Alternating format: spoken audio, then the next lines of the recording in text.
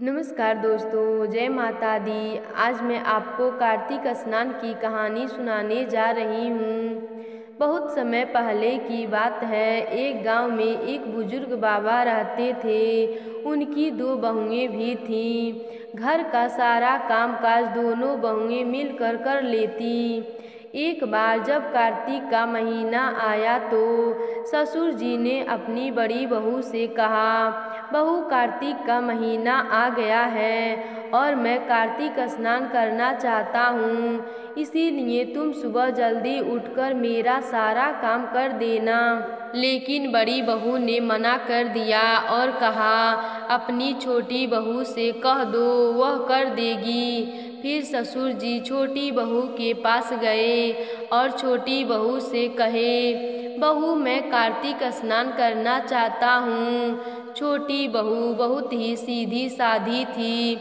उसने अपने ससुर जी से कहा कि ठीक है पिताजी, आप बताइएगा मुझे क्या क्या करना है, मैं वह सब कर दूंगी।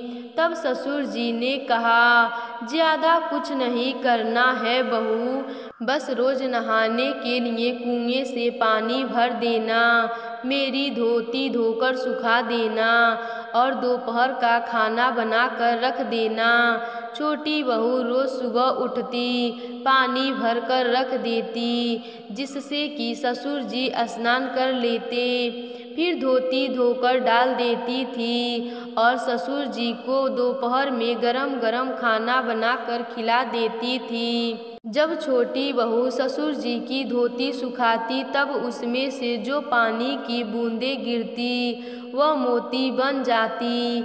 लेकिन छोटी बहू उन पर ध्यान नहीं देती और उन्हें बहार कर एक तरफ ढेर लगा देती थी।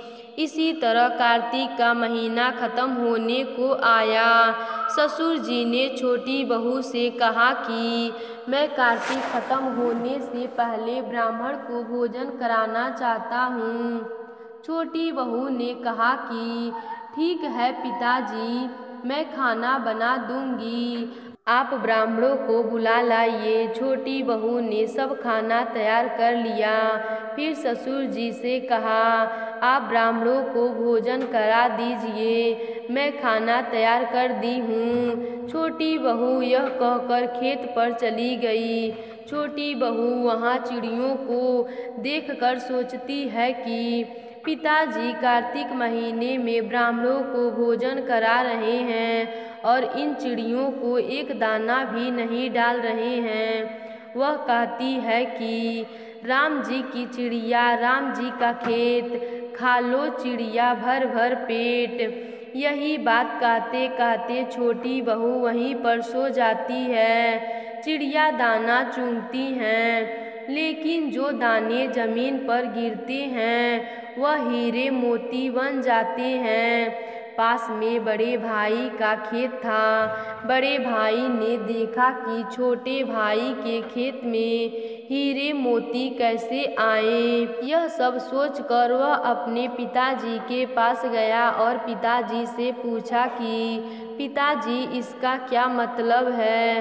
तब पिता ने बताया कि बेटा, यह कार्तिक महाराज की कृपा है। तब बड़ा बेटा अपनी पत्नी को सब बात बताता है। उसकी पत्नी कहती है, उसकी पत्नी सोचती है कि ससुर जी ने तो पहले मुझसे ही कहा था, लेकिन पता नहीं क्यों मैंने मना कर दिया।